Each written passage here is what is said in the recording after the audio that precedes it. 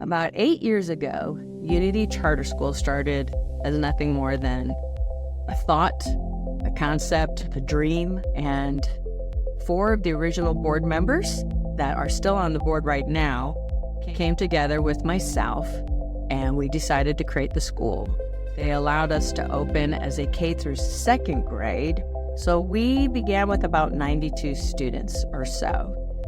Now, fast forward some 8 years later, next year we'll be looking at closer to 975 students, which required us from renting some space in a church to now owning our own 3-story school building, 85,500 square foot, gym and all, and we're super excited to be serving our community